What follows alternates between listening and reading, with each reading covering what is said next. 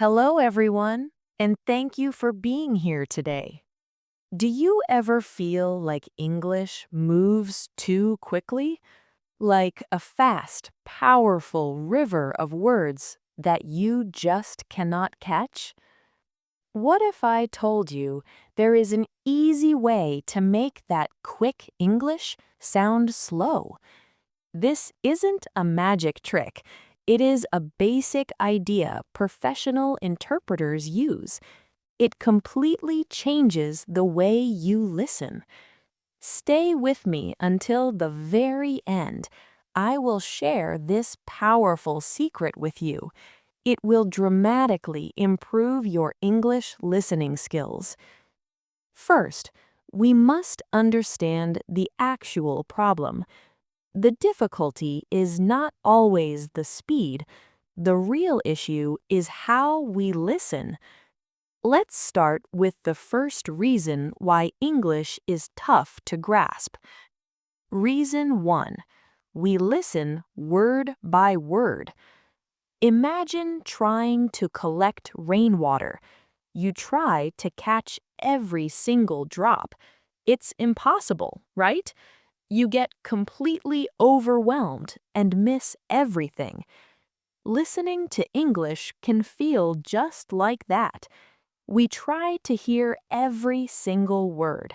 For example, the girl is walking too. By the time you process the word walking, you've already forgotten the girl. This is the ineffective way to listen. So, what is the correct way? We must train ourselves to listen for groups of words. Think of these groups as meaningful packets of ideas. Look at this sentence. The girl with the red hat is walking to the park. There are two main ideas here. The first packet is the girl with the red hat. The second packet is walking to the park. When you listen for these packets, your brain has much less work to do. It processes the full meaning much faster.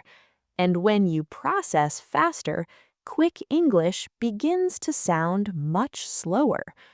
But how do you practice this skill? You need to begin with reading. If you can't read in chunks, you certainly can't listen in chunks. Open any article or book.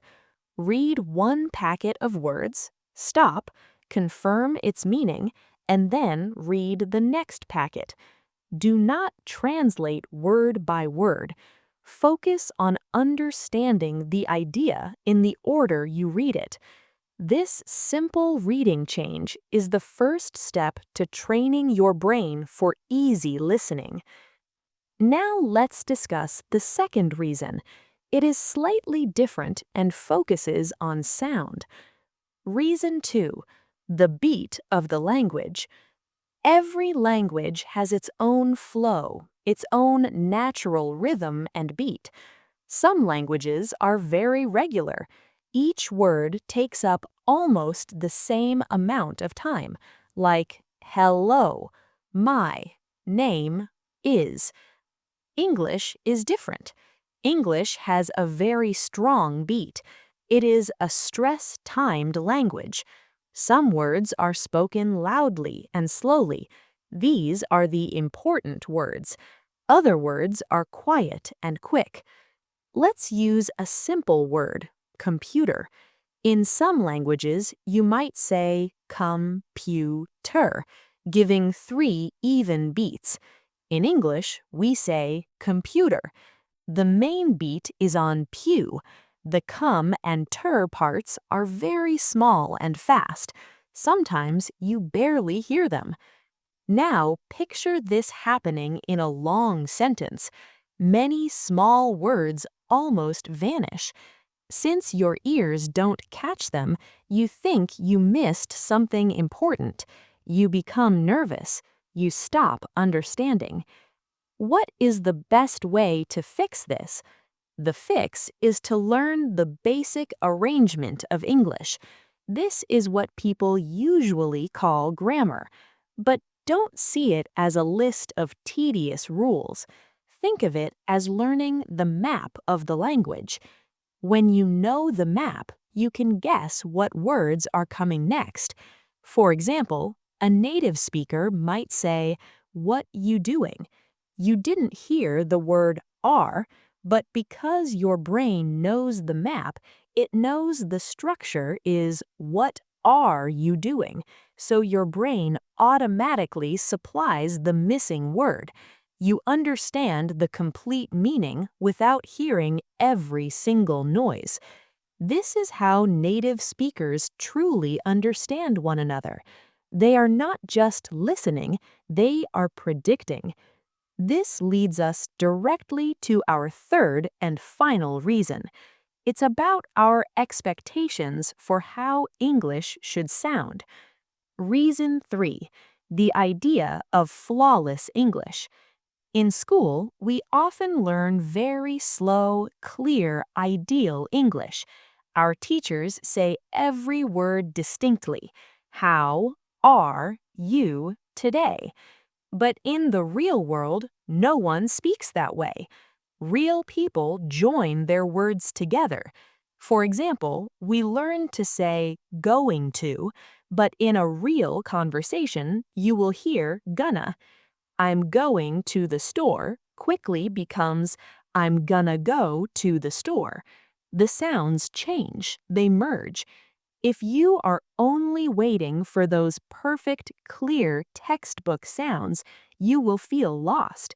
You will mistakenly think you are hearing a totally different language.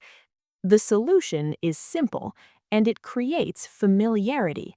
You must listen to a variety of English speakers.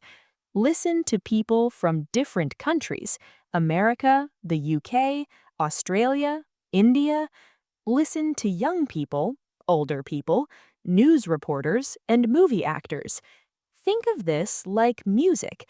Many different singers can perform the same song. Each voice sounds unique, but the song remains the same. The more voices you hear, the better you will understand the song itself. So listen widely. Your brain will soon recognize the many different voices of English. We have now reviewed the three main problems: listening to words, not packets, not hearing the stress pattern of English, and waiting for perfect textbook English. So, what is the single secret I promised you at the beginning? The secret to making quick English seem slow? The secret is this: listening is an activity for your brain, not for your ears. When you listen for packets, when you grasp the rhythm and try to guess the next word, when you are familiar with real, everyday sounds, your brain stays calm.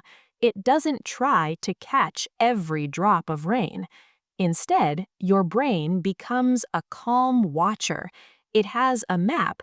It knows what should come next.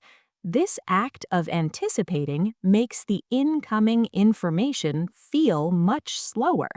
You aren't hearing slower speech, you are simply processing it much faster.